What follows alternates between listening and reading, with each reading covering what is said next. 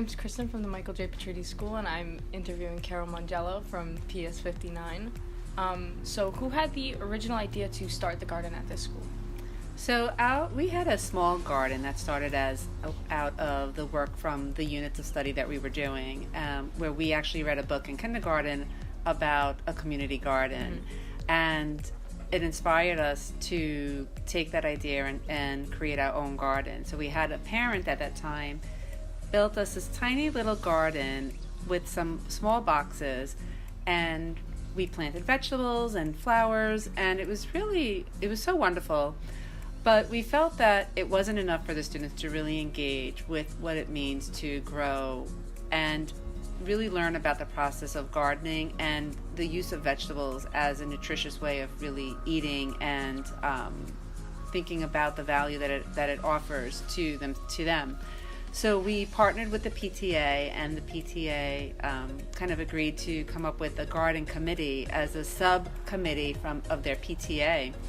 And that's how Fritzy, our parent volunteer, got involved in really leading this work. And then we worked together to really think about expanding from what we had, this little garden, to now we have this beautiful, kind of large, units where we have these individual planters for each grade, so that the students are a part of the process from beginning to end.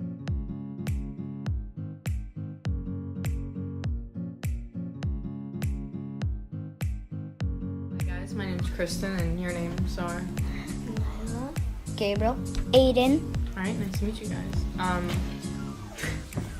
So,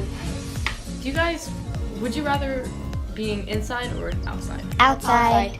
And why is that? It's much better. Much better than going outside and planting than staying outside. Taking out weeds.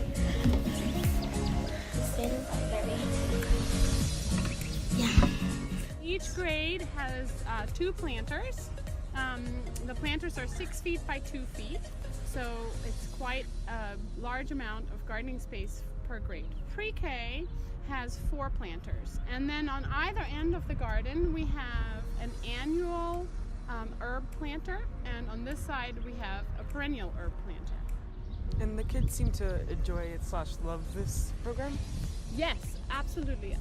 We have designed a planting program where we try to use measurement and also some math, some multiplication and some addition. And as we're laying out our planting bed, we're trying to do a little bit of science and a little bit of mathematics, and we also try to pull in a couple of ELA skills. We try to tell a little narrative of what has happened over the years. So we try to support the curriculum in the school with this PTA activity.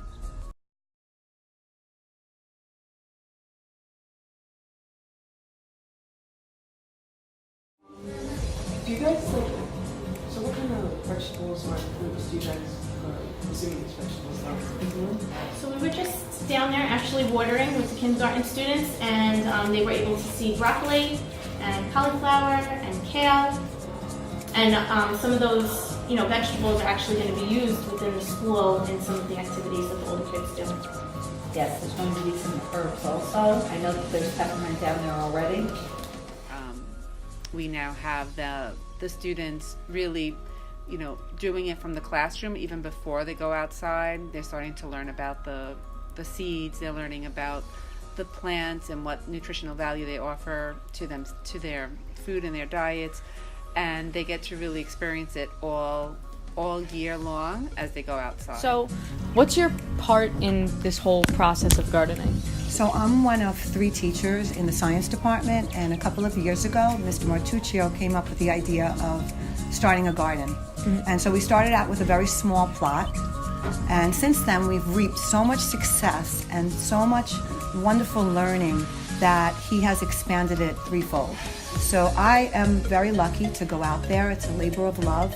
I take many of my students out there, and we go out and we harvest the garden, we plot, we create blueprints, anything that they feel that they want to do to make this garden better kind of comes up. Like just recently, we decided that the people that come into our garden needed to know about healthy recipes. So the children decided to create posters that they're going to put into the garden. We have some stakes that we're going to put in there so that when they come into our garden, not only do they find out about the health benefits, but they find out about recipes, healthy recipes, and even on top of that, the children decided that they wanted to create QR codes, which are codes that they can use your phone and you can find all of these recipes that they want to share with our community. So in answer to your question, it's anything and everything. It's learning that just keeps on evolving and growing. So, like our garden. Do you believe that the garden that was started here will help the kids eat healthier and get out of the habit of eating junk food as much? So that's what we hope, right? So the idea is, well, by doing this, by having them be part of the process and they see it, we hope that they get to experience and try some things new. Around October, during the time of harvest, we do a big harvest celebration here where the students actually go outside and they march and they get to really harvest the foods that are the vegetables that they have planted. And they bring it back to the classroom and they really eat and explore and try and taste new things. And even throughout the year, I have children outside and we kind of sneak peek and we pick some of the maybe tomatoes, children that have never done that before when we're outside during recess, and they start to taste things. And I know that there are students that have never tried something before, that tried something, loved it, like radishes. They've never had a radish before. Now did they get to taste a radish, they actually saw how it grew. They got to, pull it out of the soil themselves and were able to taste it and eat it and enjoyed it. So that is definitely one of our goals here. We'll probably be planting from the sale. We'll be taking some plants from the sale to add to our garden this year, but we don't sell what we grow. Do you guys have compost as well, like leftovers, or no? You know what? The school is involved in a compost program. They come and they pick that up. But we also have right behind you, if you look, there's my fifth graders made a worm compost bin. And so they've actually been maintaining that. They come up every Tuesday, they feed the worms, they bring up leftovers either from their personal lunch or from the lunchroom. And so we plan to also use this compost in the new garden beds that we're getting now. Considering that the school started not too long ago in around 2013, how do you think it'll turn out and what are your plans for the future of the garden and the school itself? Well, we are a new school, pretty new. We are in our 6th year and this is our first graduating class. We'd love to see the garden expand to really continue to bring awareness of healthy eating in our school community. We would love to see that the food that we're growing outside can become part of maybe our daily lunch routine as well, and really hopefully bringing that knowledge and awareness to all the students in our school community. So we hope to have a partnership with that cafeteria to make it a daily part of their food, their diet. I'm going to be asking you some questions today about the garden, because that's what we're here for. So the first question is, exactly how did the program, who came up with the idea for the program in the school? So the idea, I think, came from, I need to start with a shout out right away to Miss Toto, who works here at the school. She writes grants for us, she takes a look at data for us. But when we were thinking about the idea of gardens, it was Miss Toto that wrote grants and really got the program off the ground. Have you guys tasted any of the fruits or vegetables that you've grown here? Yeah. Do you guys like it? Yeah. Yes. Of course. Do you think helping out with the garden has made you like these fruits and vegetables more? Yes. It has made us more comfortable with the garden and more experienced about how we plant them and what kinds of fruits and vegetables go together.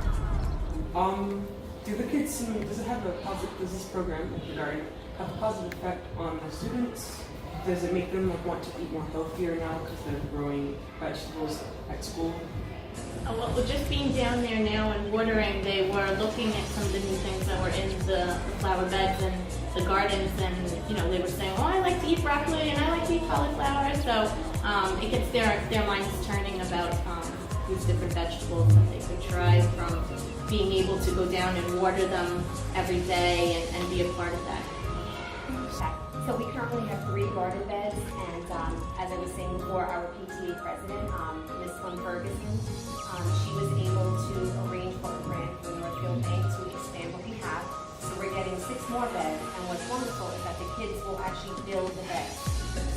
building the beds through Makerspace. Makerspace is coming to the school. They're going to build them, and they will do all the planting, and also will be maintaining, watering, weeding.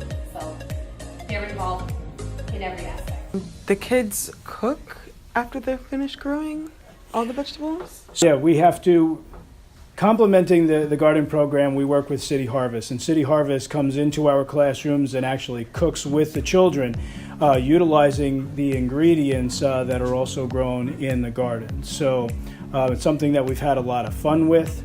I have students that are actually going to be presenting at the Garden Summit, so we look forward to seeing them demonstrating some of that learning. How does it make you guys feel when you give the food to the charities and donate them? Feels good. You guys get the foods to all these places that We walk up to the. We take the vegetables. We put them in bags. Then we have like scroll. I forgot what it's called. It's like a basket. You scroll. Scroller. Put it in a wheelbarrow? Yeah, it's red and it has 4 wheels. That we use those to walk next to we walk to the Good Counsel Home and we donate. And some of us went in the house to give the vegetables and fruits to them. One last question. Yes. So are there a lot of people like invested in helping out outside of school with the garden? Absolutely, yeah. So we, as you know, funding a garden sometimes it's not easy. It is a little costly to have all the things that we need, and we've been very fortunate to have outside organizations help fund the work that we do here through donations or providing us lower costs for items that we need. The PTA and the Green Thumb Committee do a lot of fundraising here in the school so that we can, offset the costs for what we need. So we do have a lot of community partners that do help, and that is a very important part of the work. Okay. Thank you for taking the time to be part of this interview. Thank you. Thank you very much for coming today.